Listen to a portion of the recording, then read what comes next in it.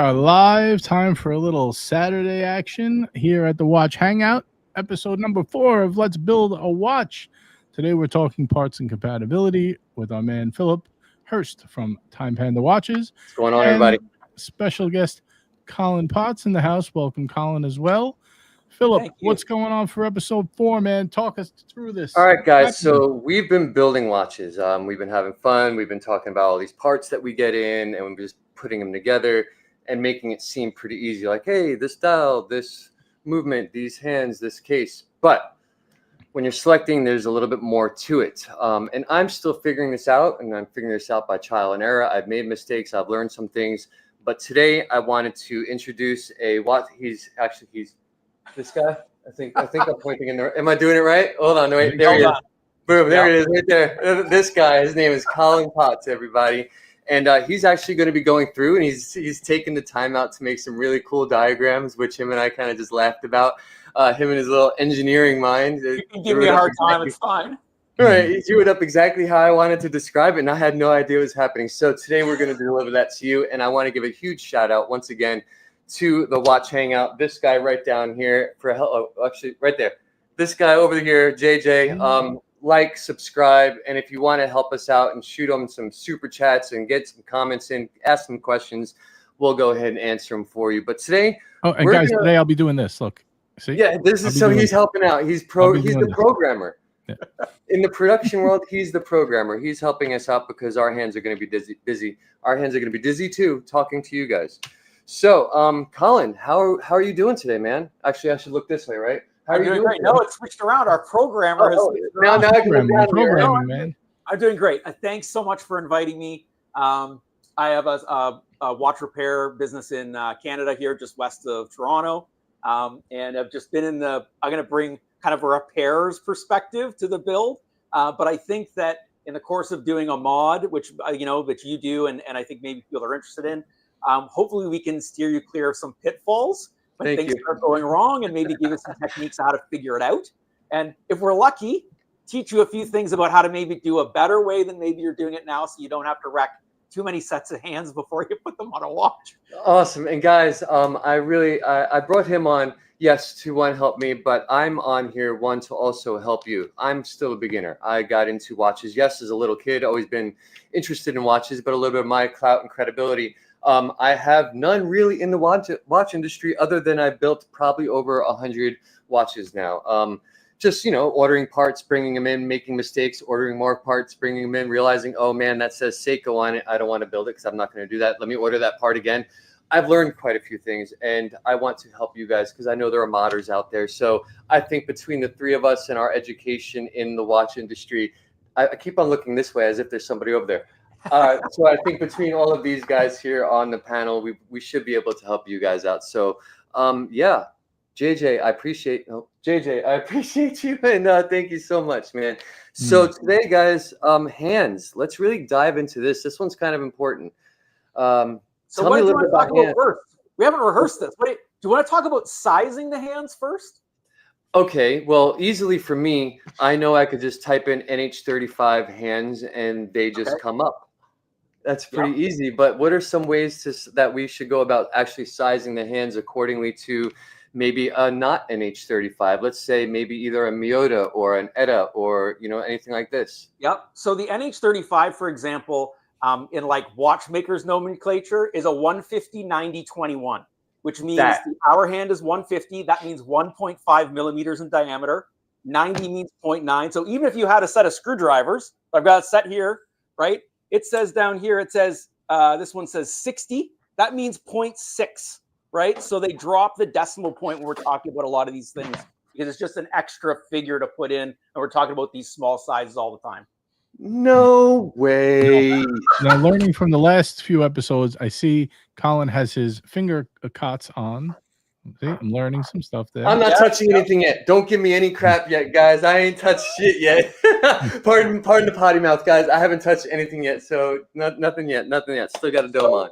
So anyway, so for Seiko, if we're talking about Seikos, like we talked about the NH35, the other common one, and JJ, just before we were talking about the SKX series, I have a 007 and I have a 009 in my personal collection. All right. So anyway, The second hand on that, the NH is officially a 21, which is 0.21 millimeters. The 7S26 is a 0.2 millimeter.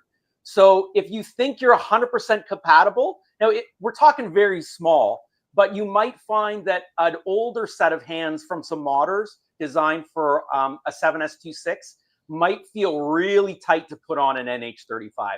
Because honestly, like 1/100th of a millimeter does make a difference when we're talking about these sorts of things. Yeah. And you do have to be very careful with those second hands. And if you're talking about subdials, especially they're typically, again, they're in the 0.2 millimeter range. Quartz can go down to 0.17, 0.15. And to make them hard enough, they're very brittle. So you can break them off. I got something that's cool I got a question for you. I'm going to see if I can stump the watchmaker here. Oh, now it's gonna.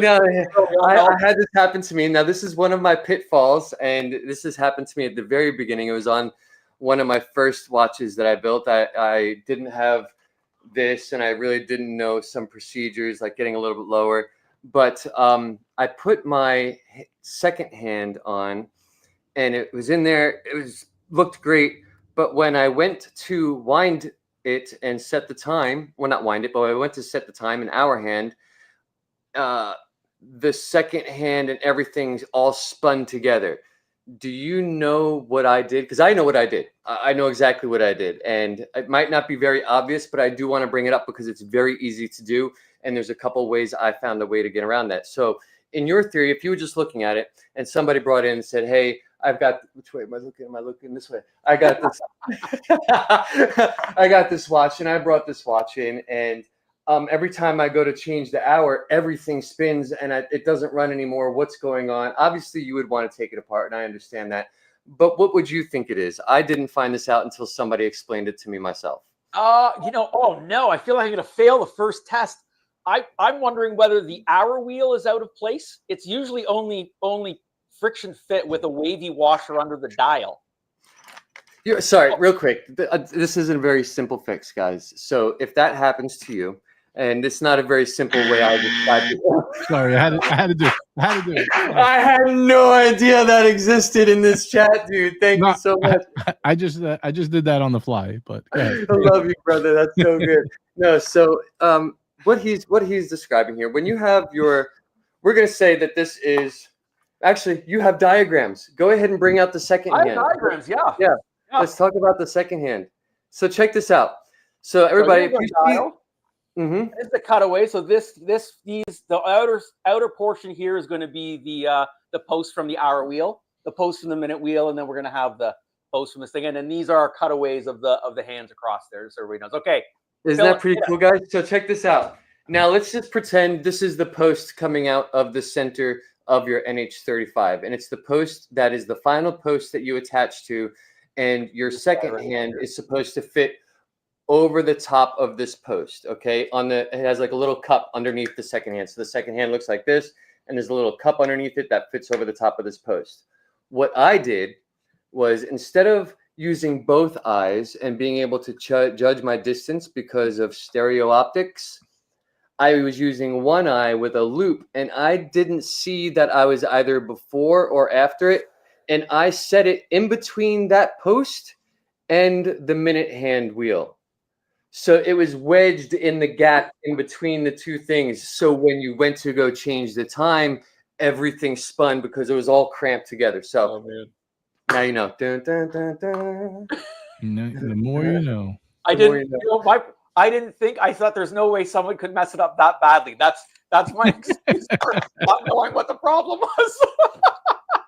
Wow. I'd like an unbuzzer. So this is why I like this Zoom thing. Forget you, man. Well, usually it's 3 strikes and you're out, right? Yeah. No. Thank you. No. So that's one thing I learned, and I'll never make that mistake again. So now I use 2 eyes through the big magnifying glass, and I can see my depth, and I can sense a depth and know if I'm just not going to make any stupid mistakes. Thanks. Right. All right. So moving on, let's talk more about hands. Okay. So since we just talked about, do we want to talk about the process for which we would place hands on this diagram? So let's talk about how Phil places hands, and then we'll talk about how I do it completely wrong. Okay. Okay, so I'm using this as an experiment for you guys. So when I set my hands, the first thing I do is obviously the dial's already on there, and I've already picked my hands. I've chosen them. I'll have my pad typically out. It's already got my dial sitting on it. I'll have my pad sitting on it, and I actually don't apply my hands on the pad. My dial and movement are in a nice solid movement holder. First step, is this correct, or should I have it on the pad? No, if right. you have a movement holder that will securely hold it, check. Then that's the best thing to do.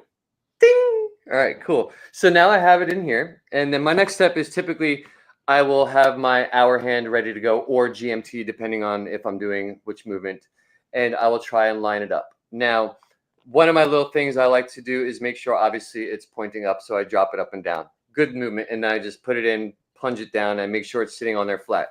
Now, hear it from the professional. Okay, I think you've missed a step, my friend. No, I intentionally did that. I brought you on because I want your expertise here. I missed some steps. I wanted to say, hey, everybody's probably thinking, yeah, you did. Grab it, put it on there, plunge it down, flop, done. No, how do you do it? Not much, isn't that? The first thing you need to do is, and there's two things, we need to know whether it's a hacking movement or not a hacking movement. Yep. And you need to roll it over to make sure that at midnight, which is where I usually set it, you've rolled over the date in the right way. So depending if it's instantaneous, very easy. You wait till it goes slow, slow, slow, instantaneously change over, pull the post so it's hacked if you can. The hour, it's not so important, but later with the minute, it can make a difference. If you're, because you're going to be done, you're like, my alignment isn't perfect. What happened? And then it took you a couple minutes and it went by and it's not lined up anymore. Right. Yeah. That's right. That's right. So yeah, if you can pull hacking, if not the hour, if you have everything ready, you click it and go, you're gonna be fine. So can I use you'll typically be, depending on how fast you are, what he's saying is time would not have passed too long before you actually got that hand set. So the difference between exactly 12 o'clock and however long it took you to get that hand on will be the time difference of whether it snaps directly at 12 or not. Yeah. And before you start the minute, you're going to go and look at the hour again. If you don't have hacking, you're going to wind the hour back hand again back to midnight, or else you're going to be like, why did I work so hard? Why aren't my hour and minute hands lining up on the hour anymore? And that can be really, really annoying but it drives me crazy, right? So anyway, so can we put it on now? I'm so excited to use my fake. All right, yeah, let's go ahead and do it. I'm not going to actually install a hand and all this today, but we're going to demonstrate with his awesome diagram. I'm telling you, I'll show the way I had JJ. I had no idea he had this prepared, man. And he's like, dude, look what I did. I'm like, did you seriously pull out like 7th grade art class for us, man? I like it. Rudimentary art. Guys, how many are watching right now? And if you are watching, please comment about this. That's freaking cool. Yeah, let us know. Do you like Colin's props? We got a few people in the chat today. Good to see Ryan Hofre. We got Mikey Casio GTR. We got Chili Badger joining us. Got that Watch Boy. A lot of people are tuning in. So amazing. Anyway, so you got yours held up there too, Philip. Here we've got a double-sided hand setting tool. People, old school guys actually use staking kits. We're going to talk about a staking kit a little bit later on. I personally, and I know me and Philip, the few times we've spoken, you prefer a hand setting tool, and I do too. So, and we'll talk about when we bring up things. So the idea is that these are going to be related by an inside diameter hole. And we want that hole to be able to pass the minute wheel, but not be so big that it doesn't stop out on the hour wheel itself. So here it can come down. You can see that you cannot press it beyond the top of that hour wheel. So, and then once you get it on there, hopefully it's going to be flat. But if it's not, you can move this back and forth a little bit to adjust the hand itself. But this way, especially when you're new, if you use gentle pressure and by mistake you have this 2-hole, you can jam this right down into the dial, right? Yeah, and trust me, everyone's done it. I've done it. It happens, So anyway, so there's our first step in terms of what we're going to do with the hour hand. Once that hour hand's in, then if we don't have hacking, we're going to back things up, and we're going to set in the minute hand. And again, I do it all up on 12, and then we use the smaller diameter. This one is just, it's the wrong one. We want enough to pass the second hand post through, but not hit. Now this you have to be careful, because if you make an adjustment here, you don't want to snap off this very delicate secondhand post. And No. I'll tell you, from a repairer's point of view, if I'm doing quartz, I always, because the quartz movements wholesale are quite inexpensive, even ETA ones, I just buy 2. Because I'm going to mess around with a set of hands that's already been yanked off once. They're not fresh. Yeah, just in case, guys. Always order 2. And worst case scenario, you can always build another watch when you're done if you've got the first one right. Now, Ryan Hofrey says the diagrams from Colin kick ass. We use basic diagrams like this to teach auto mechanics. Absolutely. Oh, And we have, Diagrams, we have another method here coming in from Chili Badger. Chili Badger says, I've used sharp, pointy tweezers to pop on hands on a pocket watch. I don't know if that's highly recommended by you guys, but are they brass? Well, yeah, you know what? If you did that and came down here, as long as you if you did the sides of the tweezers and brought them down so that they were hugging the inside of that minute wheel, it's probably not. It's a fairly reasonable, solution to a problem. So I wouldn't count it out. If it gets the job done. There we go. Does it get the job done like that? Oh, So then finally, if we're doing the second hand again, I just make sure everything's looking good. Once you put the second hand on, if the minute hand's wrong, you're going to have to take that second hand off again. So you want to make sure at each step you're happy before you move on. And you can see here, I didn't do a very good job on the drawing. This is my take 1. You want these as equally spaced as possible. You can see this hour wheel. Like the drawing. Hold on. Did you draw this more than once? No. Okay. I want to see part 2 and 3, man. If I knew it was going to get this much attention, I would have spent more than 5 minutes on it. Look at the Crayolas, the pencils. Well, then I thought, how do you do it? So I literally took marker and just markered the edges. So that's great. I do have a couple of questions for you. And JJ, it sounds like you want to go ahead and ask something. Go ahead real quick. I just wanted to say you're getting some greetings from Marcelo. Marcelo is in Japan. It's 2 a.m. He's watching from Japan. Hi, Marcelo. Thanks for hanging out with us. We got Wristful Ignorance in the chat. Oh, wait, is he the guy that you always kick off? Yes. Bring him on. Let's get him out of here. We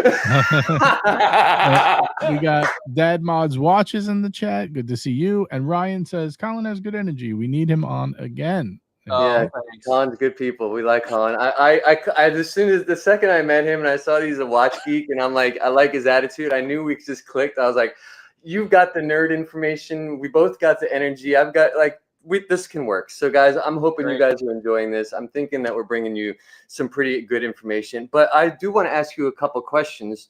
Okay. Now you've already talked about getting the hands on, the proper posts, and you've already gotten everything, watch out for this and align it up with this and push it on the hair. Now, how the hell did you get the hand even over to the movement and the post in the first place? Did you use your finger and sticky or bazooka gun? Bazooka gun, silly putty. What are we going to start with? Something that never worked for me, and there could be a watchmaker out there that'd be like, "You're an idiot. This is the greatest thing."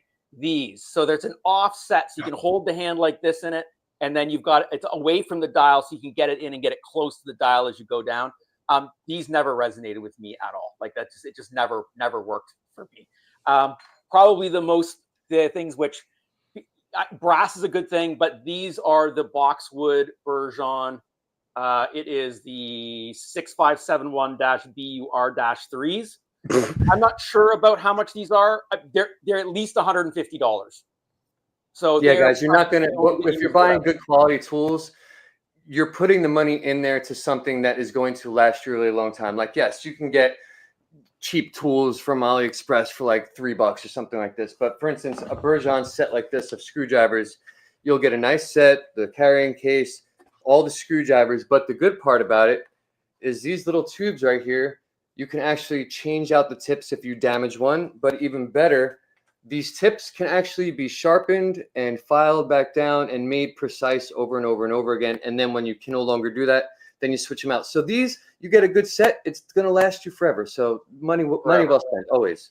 Now, let me ask you a question from a layman's perspective here.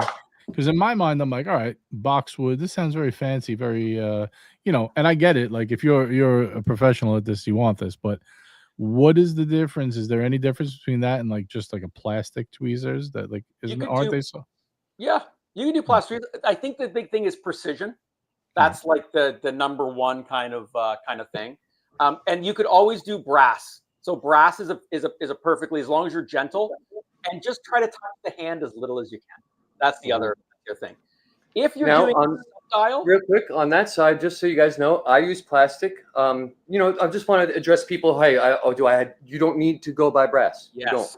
And just like you said, it all comes down to precision.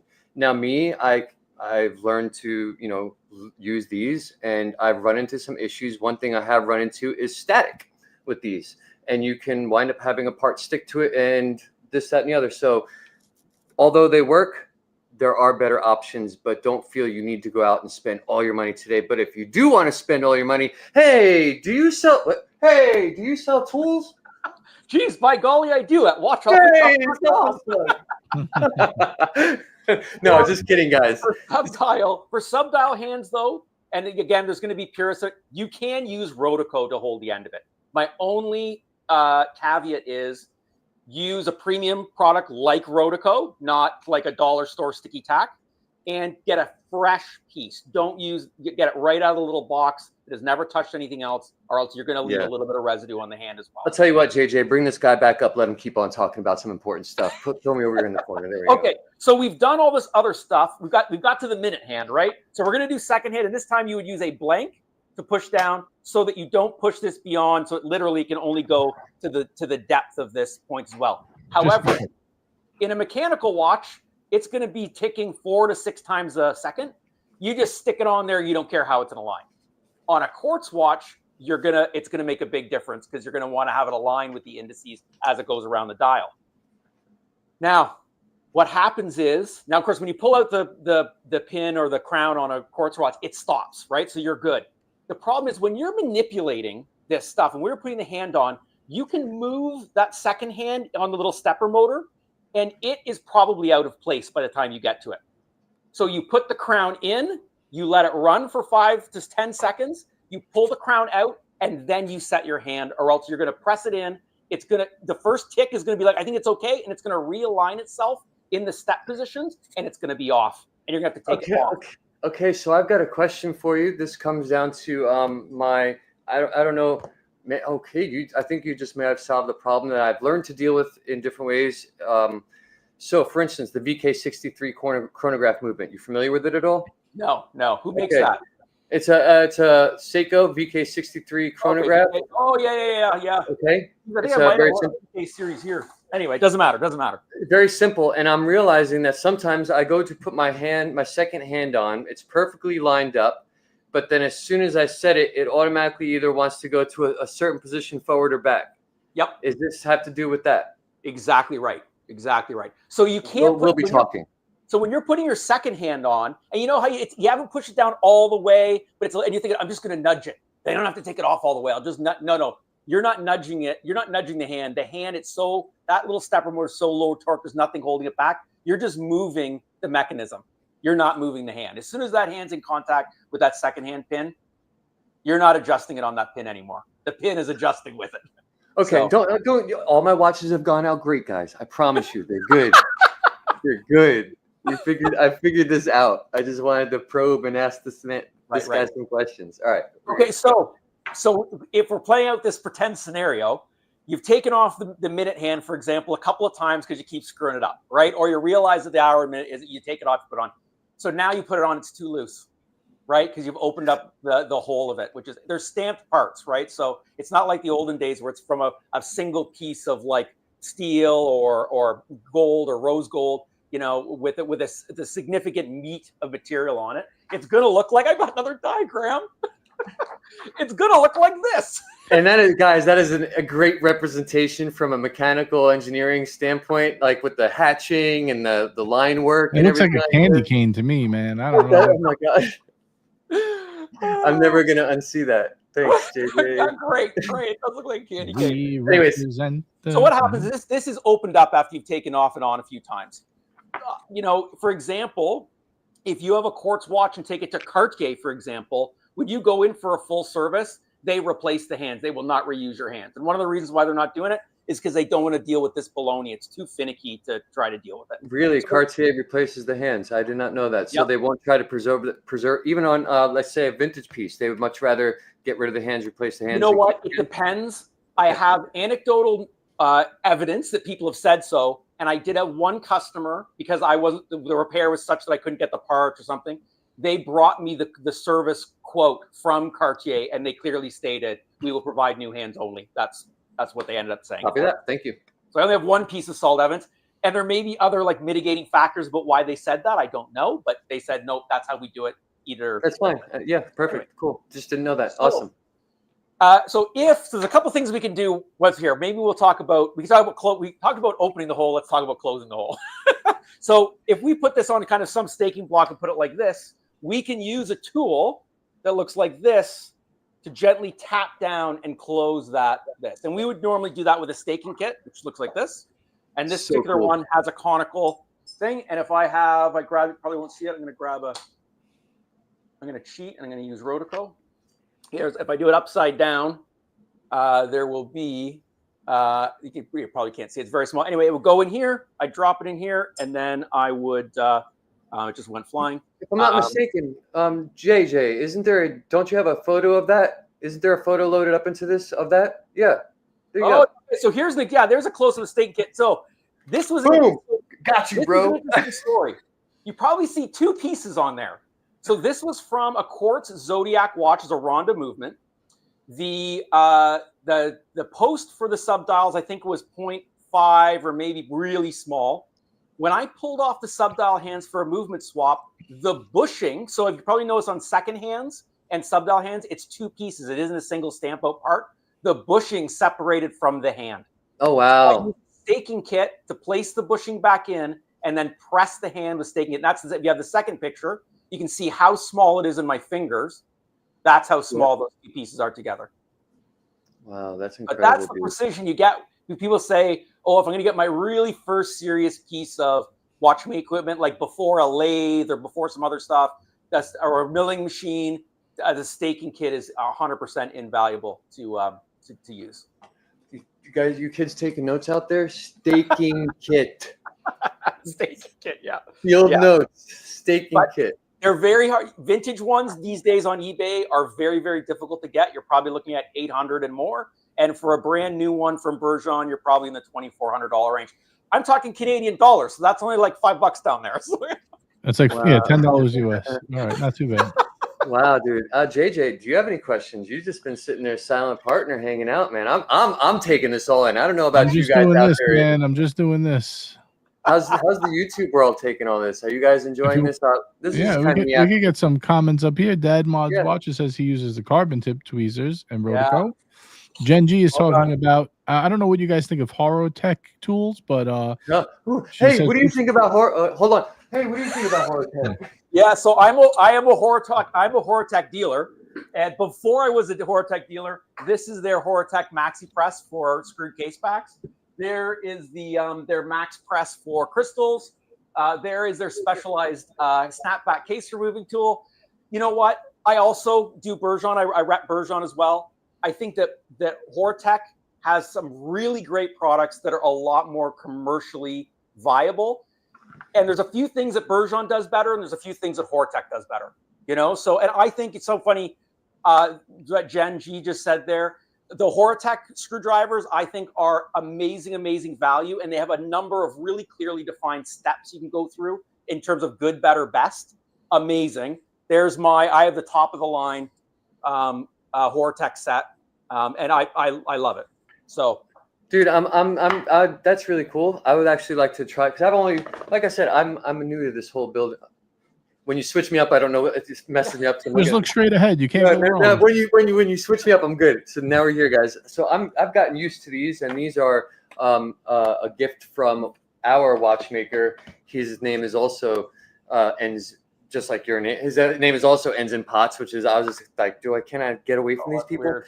Yeah, kind of weird. But anyways, that Bergeron set you have there is killer. That is it's a great set. It's top notch. I can't think about wanting anything else because I don't know anything better, or I'm just like, I hit the culmination of everything that is a screwdriver. Cool. No, I guess there might be more. So awesome.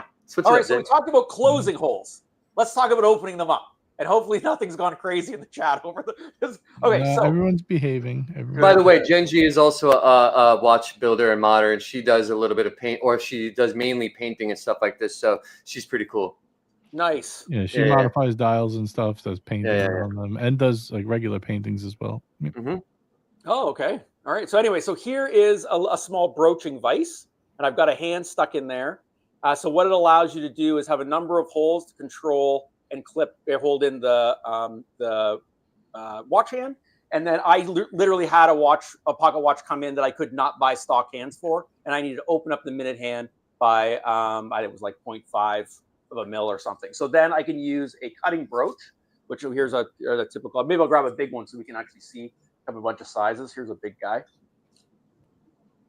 So what this is, a cutting brooch, and it's got five sides to it, so that we don't have like an even number while we try to ream out the hole. And literally, we pass it through here, and we gently ream it out. When I did the hole to bring it down, I probably literally did it like 18 times. It's like if I go too big, I'm not, and I'm removing material on that. I'm effectively making that flange on the hand weaker as I go. It's like if I mess it up, I gotta get a new hand. It's one go and that's it. So that's what I did.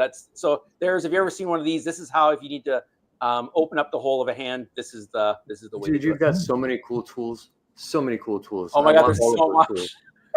Man, I'm over here like I got a couple cool pairs of tweezers and some screwdrivers. I got this cool rubbery ball thingy, and I can build a watch. But this guy, I'm telling you what, I'm glad we met, brother. So then the other thing is what happens if the hands get bent or mangled. So I've had people where the crystal has fallen out of the front of the watch, and then they've caught it on something, and I've got one of the hands that's literally like sprung right out. I would use a staking block like this. The point of the holes is I can put that flange portion down into the correct size hole, and then I can start to work on it and smooth out. So I might start with like just some pegwood and just gently see if I can, straighten it out, flip it over, do it again, work it. And this sometimes happens even when you're going to use a minute hand on a domed crystal. You might have to take the minute or second hand and tip them down because they're not designed to go straight out. Mm-hmm. This I actually ran into this in an old Omega. It had a dome crystal, and I took it out, and the hand was bent down a little bit to account for the dome. Yep. So I find this tool very good because I can nip it where I want it to go, and then I can gently, bend it a little bit, and I can either make it a sharp curve on one go, or I can just literally inch it out bit by bit and go bend out a little bit, bend out a little bit, and then work it from there. And because it's nice, it's a nice machine smooth surface in there. It doesn't mar the hand itself. So anyway, so I could use that block to do it, and then you can take a look at trying to because you've touched the hand. Now you might have to do a little bit of a polish, and there's a whole bunch of things you can do. But these things have actually worked very well for me. And it's flexible. So normally it's like spongy. It's got like it kind of feels like the texture. Is that a nail file, bro? Are you over here filing your nails and painting your nails? You little nail shop, bro. I did have somebody on one of my videos say, "Hey man, nice manicure." Like, now you got me. Oh, it's good. No, but go ahead, continue. I digress. Anyway, so normally when I do anything in watchmaking, I don't want anything flexible. Because if it's flexible and springy, it stores energy. And if you lose control of the part in a moment, that energy gets released in a tiny little thing, gone, right? In this case, I like it that's springy because usually there's a bit of a profile, and I can rub this gently on it. And this just feels. So is that basically just a buffing compound? So from one, it's very, very, very. I don't want to say grit, but very high grit. Yes. Yeah, very, very high. Like this one here would have to be like 7,000, 8,000. Yeah, super. Almost no. It's more about the friction rather than abrasion. Exactly. But other than that, normally if I was doing something on that front, I think I have a stick. I've got a number of sticks and stuff where I would want it rigid, like where I was doing something. Okay. Anyway. Nice. Okay. So, what else, Philip? What else? Dude, first off, thank you so much, guys. This has been really awesome having you on board and walking us through some of this. I think, we've covered, the pushers, we've covered tweezers, we've covered, the movement and the hands and the dials. And, let's talk about, why do you look like you're so short? Oh, okay. So bench height. So not that short. So yeah. So the idea is that we work out on a bench. So like, oh my God, wow, that was like an assault on my masculinity or something there. Oh yeah. So when we're working on anything here, if I have it out here, we didn't talk about these. We didn't talk about protectors. Oh, that's right. I'm sorry. Yes, I looked right at him too. We can roll into that. Let's. I think bench height. People want to know: is there a specific number, or is it like do you measure up to like, I don't know, like under your arms or probably armpit, right? Between 38 inches, I think is stays down. I also have an adjustable chair, so I have a chair here as well, so I can adjust as well. So, but typically, you probably see those guys at the benches. You want to be able to rest your forearms and almost the heel of your hand, and then again, that's going to give you the precision. I wouldn't be able to manipulate a hand, managing all the mechanics of all this stuff, right? So, and then we haven't talked about this as well. So Philip's got to sink his seat a little bit there. I will. So this chair I'm actually just using for this show. It doesn't go as low as I want to go. So if I happen to be in this chair, I actually do hunch down. But what this does, it puts that crick in my neck, and my shoulders tend to hurt. But I do have a electric rising desk over there to where if I need to do something like this, I'll just hit the button and bring it up to it. I like it just underneath my armpit height. It allows you, like he's mentioned, to go ahead and rest your elbows. And when you're doing just these little movements with your hands and fingers, far more dexterity and control rather than these big components, which can do these little jerks out of nowhere and send something flying. The other thing that drives the bench height outside of just being close to the work is that, for example, this loop I have right here is a number 3. It's about 3.5 times magnification. And that means that the focal length is 3 inches. So my distance from my work is going to be 3 inches. So for me, if I were to use an example right now, this is in focus now. I have to work like this on the material. When I for me, I actually wind up bringing this up right here to actually look through my parallels and everything like this. Whereas for him, it's just a lot easier, which makes more sense. Yeah, sometimes I'll do this right at the edge of the bench. Yeah. Man, you guys need the Flexi Spot. Shout out to Flexi Spot. You want to sponsor the show? Flexi Spot, sponsor us. Flexi Spot. But when I set hands, I use a number 2. So I want to be even closer. I want to make sure that, for example, I'm not jamming my second hand into the wrong hole. So I go to a number 2 for close work. Well, whoa. Was that a small little I don't know. You YSOB. Probably. It's probably because you said I was short. Anyway, so then I go to a number 2. All I heard was wrong hole and number 2. I'm staying out of this. I don't know.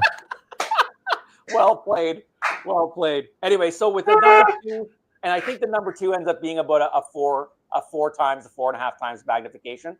I carry like 3 different levels of loops, and depending on the material of the optics or whatever, it changes the actual magnification. But what people are really interested in is the actual distance to the work. So now my question for you, I've run into this issue, especially with my putting it in the wrong hole issue that I had earlier in this conversation. But when I go and do this with just the one eye and I, put it on here and I'm working like this, like I mentioned, I'm working with one eye closed, which means there's a big piece of dust on this thing.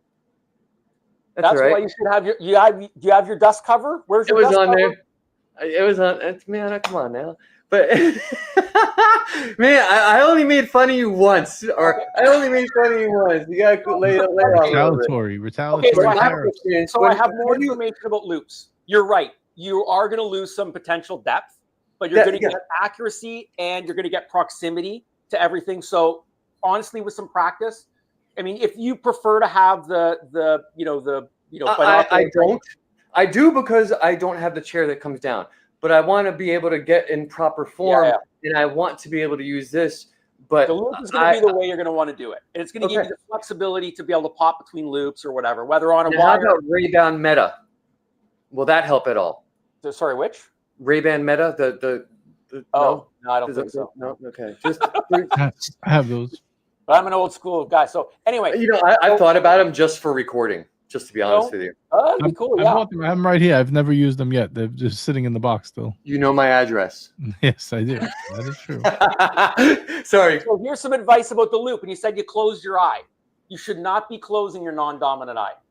Oh, hold on. So next question, should this be on my dominant eye or non-dominant eye? And next question, I know how to do this, but how do you find your dominant eye and non-dominant eye? Do you know about the trick? Yeah, if the image moves or doesn't move, yeah. Okay, so yeah, so does this go on my dominant eye or non-dominant eye? Your dominant eye. This goes on my Dominant, yeah. Okay, so for me, this is my dominant eye. I know this. I've known that for a while. So I've been doing it wrong. First thing. Next, why do I want it on my dominant eye and not my non-dominant? Well, because the precision work you're going to do, and you don't want to have image shifting when you're working on a thing. If you're going to work here and you're doing something else and you're looking through your other thing, which I'm going to explain, then you can deal with some image shifting because it's non-dominant at that point. So you want dominant eye. The other thing is, you're right, because as soon as I close this eye, this image stays perfect, so I can open it up, look over here, and do stuff, and this one's still right back. Correct. But you should never close your eye anyway. Oh, why is that? Well, number one, after 5 years at the bench, you're going to walk around like this. Hey, how you doing? So that's number one, unless you want to look like a pirate. But number two, I mean, it's just better to even to use those muscles to close it in a non-symmetrical way isn't good for you. It's not good for your eyes either.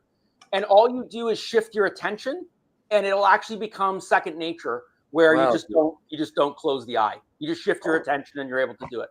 Seriously, like just this little bit, just a small chat with you. We've had chats before. We've got the opposite. Sorry, yeah.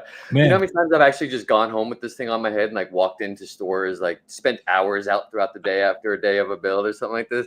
But like, dude, thank you so much. I've never like really thought about that in the dominant eye versus non-dominant eye and image moving. But I know we've had conversations before, but just this little bit that I've had in this, 45 minutes now, 143, in case my wife is watching. 100, yeah, that's really cool. So anyways, so just this little conversation that we've had now, and I'm sure these people have heard, and the cool diagrams and the little bit of banter. Oh, wait, we have a little bit more. Are we out of time? I have a few other. No, we're not out of time. We got plenty of time, dude. I still want to hear you. I just want to say thank you, but go ahead. Wait till Colin sends you the bill for this. So what? Under between the dial and the hands to remove them with some levers, right? Mm-hmm. But I would suggest, and this is like the fancy professional version. You can show your non-professional version, Philip. All right, guys, you ready for this? Dun, dun, dun. So this goes over. This works. And whenever you buy a watch, you get these little pieces of cellophane wrapped around your bracelet. It's good. It works for me. I've used it because I haven't purchased that. Or if you're like super broke, you got Reynolds wrap in your kitchen. Yes, it's true. Throwing that out there. So here's an example here. I've got one. I've aligned aligned all the hands together as close as you can, so they're all in like the same wings. We're gonna put this over it, and then we can get get over there. Then we can get those things off. One of the reasons, because you know what, the dial protector itself is probably enough.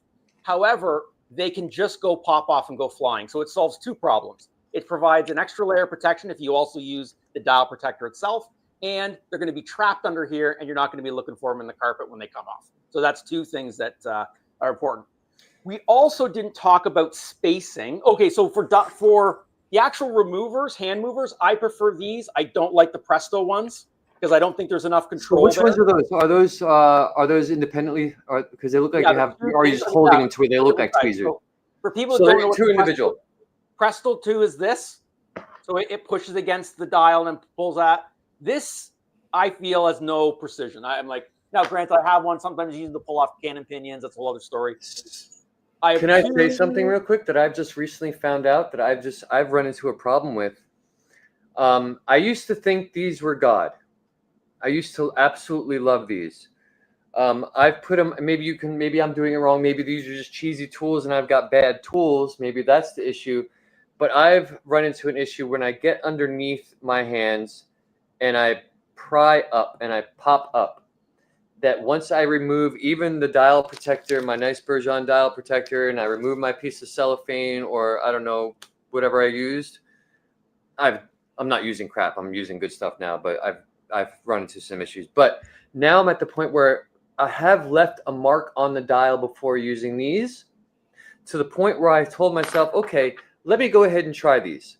Yep. What does it look like if I do this? Because I found out when I do this and I get it underneath. Yes, it crimps underneath the hands, and now there's no rotational, which is putting that pressure kind of like this big rub on the dial. Whereas when you do it with these, you have these two little plastic pieces that just come down and push the dial away in a F norm, just pressure forward, no rub.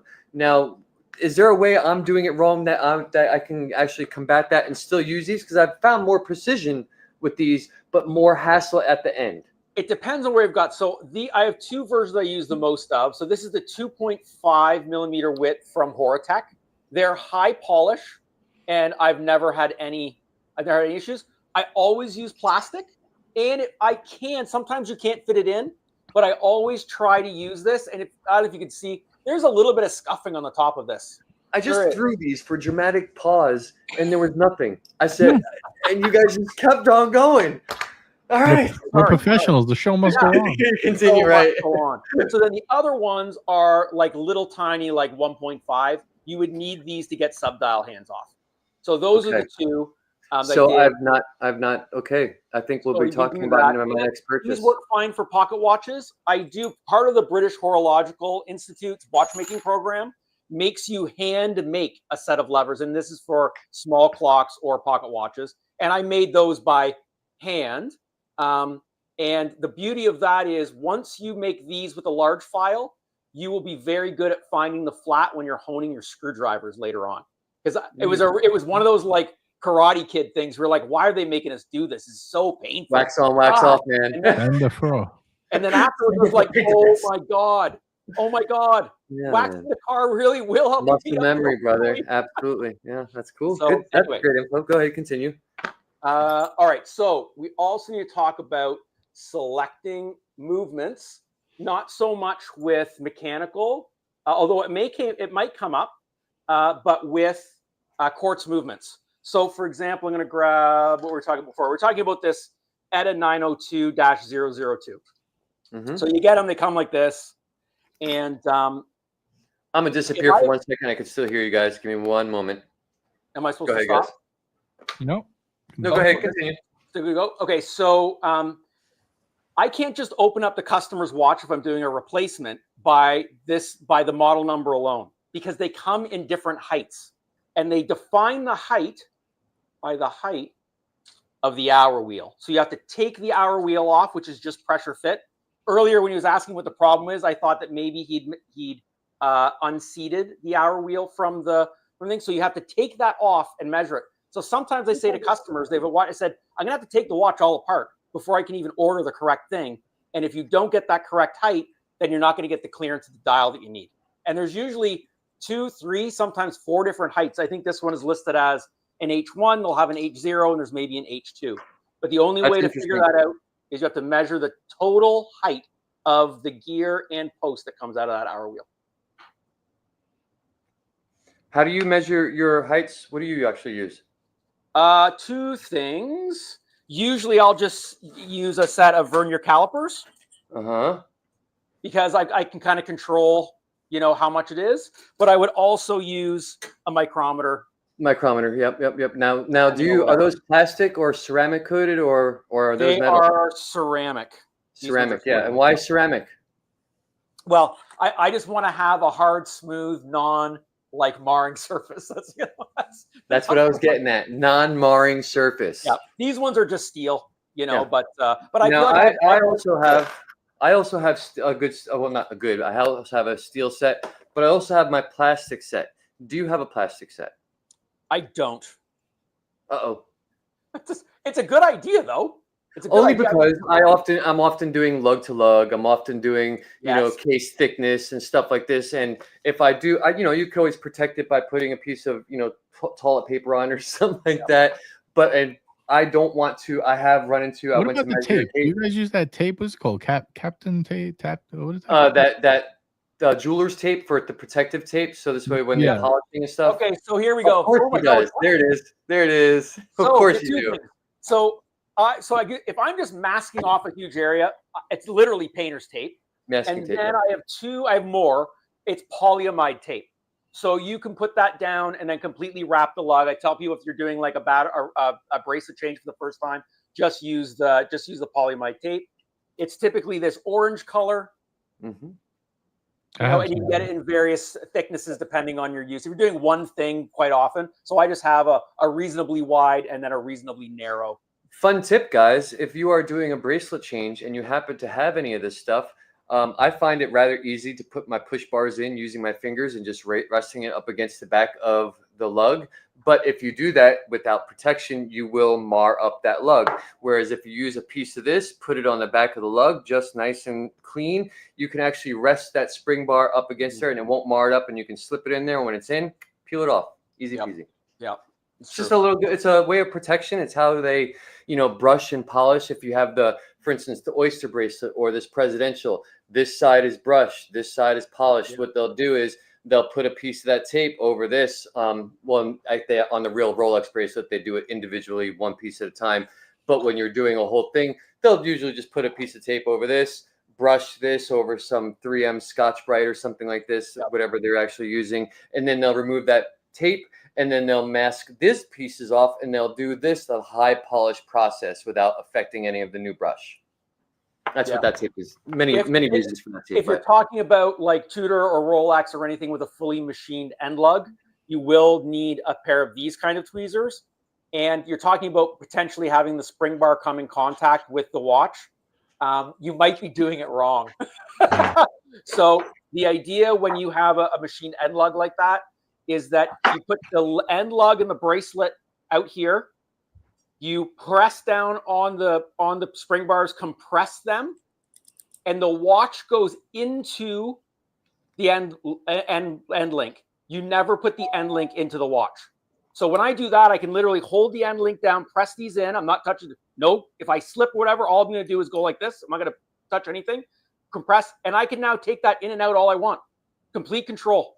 You should not have the watch case on the thing and be pressing down and trying to pinch and push down that machined end lug into it. Dun, dun, dun, That's why I like those the best. I know Phil has those. I used to have those as well, but the ones I use these. What are the difference between the ones that you have and these? Mine are you get made way by more Virgin. control. I find for a novice who's just like my watchmaking capabilities are change a bezel insert, change a bracelet, size of bracelet.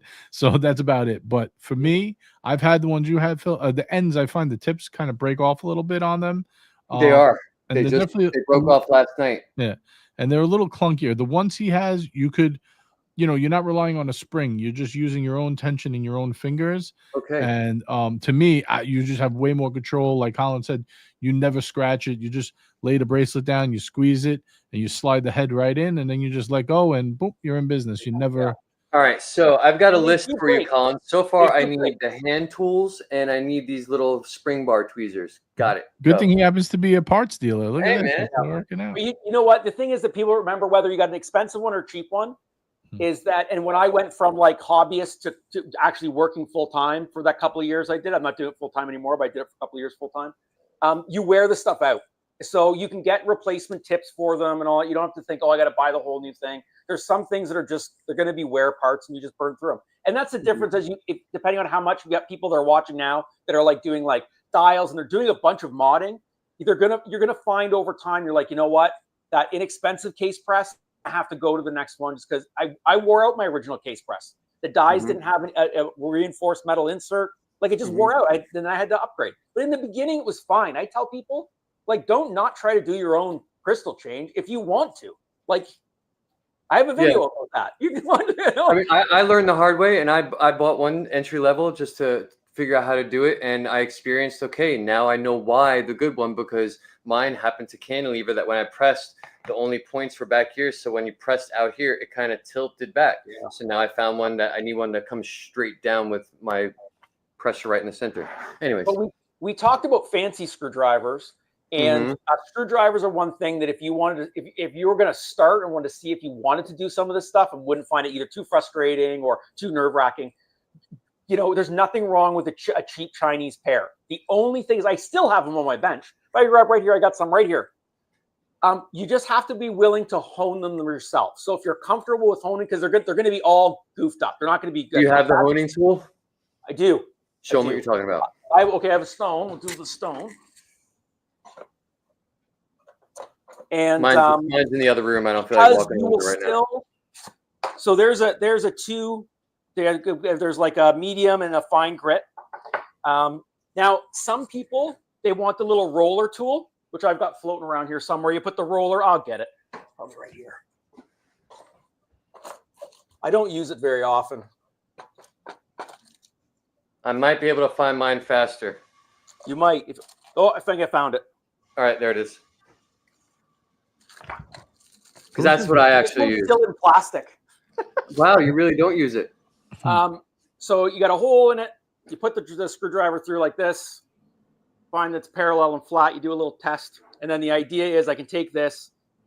The advantage to the roller, even though I don't use it, is that it's going to allow you to get the two things parallel and you don't get one that's shifted one way or the other. But for me, with feel, and especially depending on the angle it's already been ground, I just prefer to put my thing down here. I set the angle that I want with my fingers, and I go back and forth. Now remember, guys, he did file his own hand. That's true. Yeah. Tool. So after you do the back and forth, and then you do a couple of swipes up here to get you want it down like this with a flat bottom, right? Because I want that I should have a diagram. Anyway, if this is the slot that the screwdriver's in, you want it to sit as tight as you can in the slot. Dude, you're like Bill Nye, the watch guy over here. This is excellent. He's got awesome. I love the energy, man. This is great. Anyway, and then what I also do is I'm finishing something. I have a board like this and this has got, if I turn it over, it's got 400, 800, 1200, and 2500. And then I can finish it off and make sure that it's nice and smooth. I also use this for parts. And then when it gets, I've got like two-sided Gorilla Tape on either end. And when it gets worn out, I just go to my pack of abrasives in various things and I reload it. I have abrasive wet dry sand patches as well. I just never thought about putting them on that board like that, especially where you could also see the bottom of it in case you get confused. But I'm sure you've done this enough times so they're always in the same order. I'm usually like, I know what I've got. But the other thing too is, and this acrylic is pretty flat. I mean, it's not plate glass, but it's pretty flat enough that if I'm trying to like hone out something that I've done that's flat, then I can do that here and I can take it down through a couple of grades to flatten out a part. Yeah, do you use oils or water, or do you do it dry?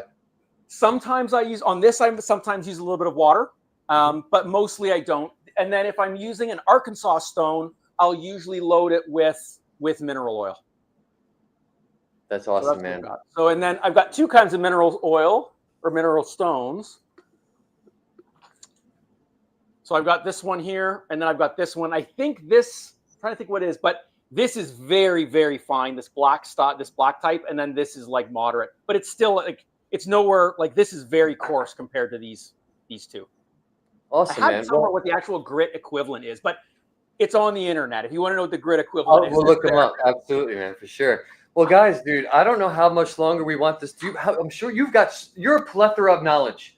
I feel like you can talk about and want to talk about and will talk about watches non-stop. Yeah, because there's so much. You don't want to give it all away on the first date, you know? No, man, no.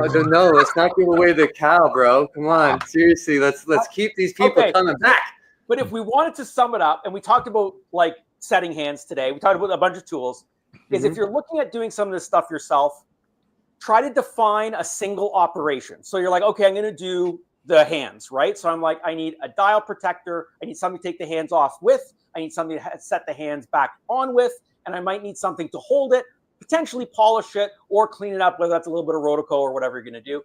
Because if you're looking at like online at watch tools, like there's so many gadgets and you just randomly buy the stuff and you're never going to be able to do everything you want to do. Like I have a lot of tools, right? So I made the mistake earlier on of buying what I thought was cool. I'd try to do something and it'd be like, oh, but I'm missing the one thing. I never thought about that. I'm like, damn it. So just do one thing. Maybe it's changing batteries for yourself and friends, right? Me so getting my tools. Opening tool, case closing tool. Basically, you just got to step by step by step by step.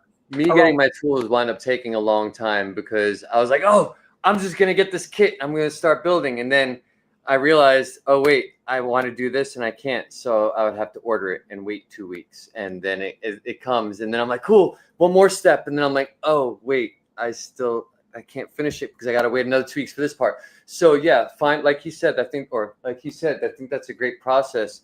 you know, figure out the one thing that you want to accomplish and say, okay, what do I need to do that? The process, figure out that process. And then you probably don't need everything because it's not even part of your process. That's great. Yep. And I keep on looking down here, man. No, it's good. It's good. Just look at Any other final thoughts from you, Philip? Thanks for having me on. Dude, no, thank you so much. And I kind of want to continue this moving forward. This show is going to grow, and we're going to. I was going to say thank you to JJ too. I mean, it's your channel. It's his show. It's not my show, dude. JJ's been awesome. He's been putting this together. How long have you been around now, Jay? How long have you been around down there? How long have we been on? About 4 years, something like that. 3, so 4 it's years? funny when he came on, when Colin came on, he was like, dude, how long have you been doing this for? I was like, I've only been doing this for a few months. He's like, yeah, you got a great following for a few months. I'm like, no, it's not my channel, man. Hold on a second. Yeah, you know, I think it's cool to do, like, this is definitely something totally different than what we normally do, like on our evening shows and stuff.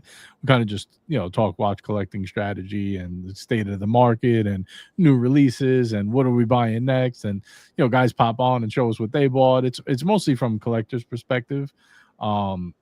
And, you know, what's going on the secondhand market, the industry, like how, you know, where are we going to find the deals? We kind of take it from that perspective. But a lot of guys who are obviously into collecting also tinker a bit. Not, you know, they're not doing what you guys are doing, but they're just tinkering a little. So, you know, they're interested in how things work or how to repair something themselves, you know. So it's cool to do this Saturday morning show. It's definitely, you know, it's going to take a little bit of time to get going because our audience is usually during the weekday at night. So to get them on a weekend in the morning, it's like, or afternoon, it's a little different time schedule. But and honestly, man, I'm even hoping to cater to some of that younger generation that's just getting into, especially with everything that's going on in the market right now. Like, let's get a bunch of more young watchmakers out there and people interested in, even if it's just modding, you know, and you want to buy some of your own parts, and you want to put something together because you want something that says, this is me, like, this is who I am. It's got the colors, my hands. I don't even care if they're supposed to go together.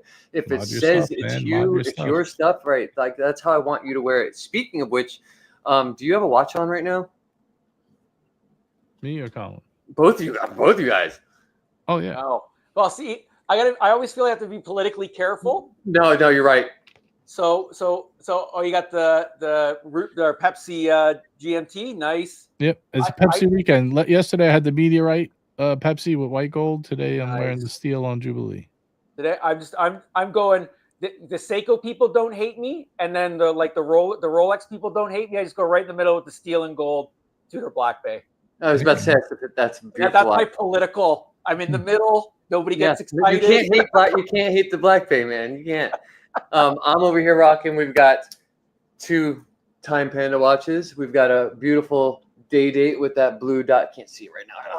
And then we've got this rose gold other piece that we put together on that red strap. Nice. You know, my inner Mr. Wonderful. Hey, Mr. Wonderful.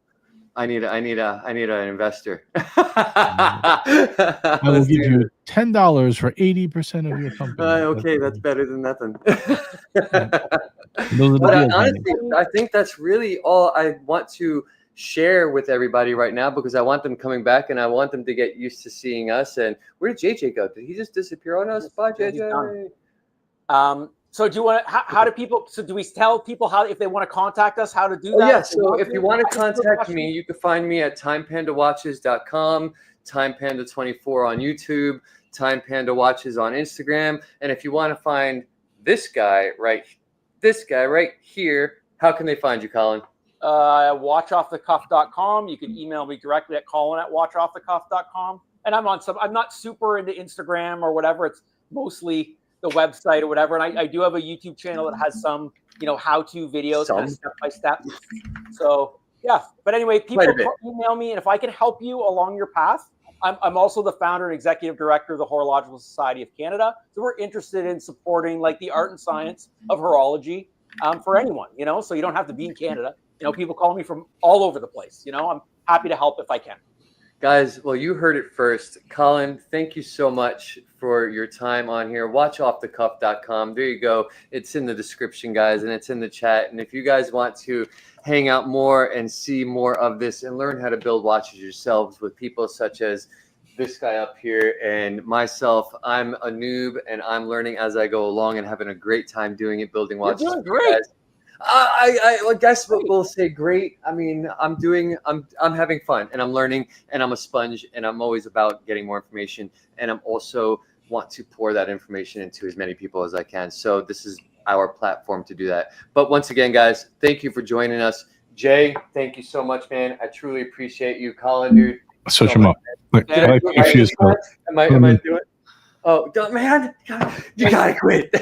I'm getting dizzy over here, you know? Love you guys. Jay, we gotta let you have the last word, man. Man, that's all him. Yeah, I'm ready to wrap it. I just want to pull up a few comments. We got Dad Mods Watches says, great show. He will be in touch, Colin. Chili Badger says, thank you for a brilliant show. Jen G says, thanks for doing this, guys. Guys, you are welcome. Hope you enjoyed it. We will be back probably tomorrow night for our regularly scheduled live streams, a little Sunday fun day. We'll see how it goes. It's Easter Sunday, so we'll see how that works. But appreciate this man right here, Philip, for giving us this new idea and segment. Thank you. And a big shout out to Colin for joining us. You're always welcome back as long as you want. This was great. Very fun. Hope you guys enjoyed today's show. We're going to wrap it here. Make sure you tune in next week, 1 p.m. for episode 5 of Let's Build a Watch. And we'll see what we got in store for you. If you have any ideas that you would like to see at the end of the show, leave a like, leave a comment, ask questions, give ideas of what you want to see. We'll be glad to show you whatever you want. And that's it, guys. We'll catch you in the next one. Have a good one. Later, guys. Bye.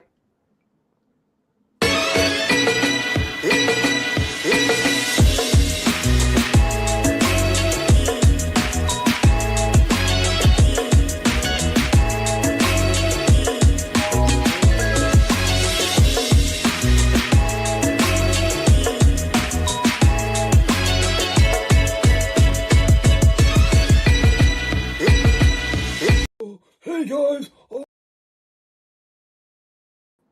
get rid of that. I still can't get rid of that stupid thing.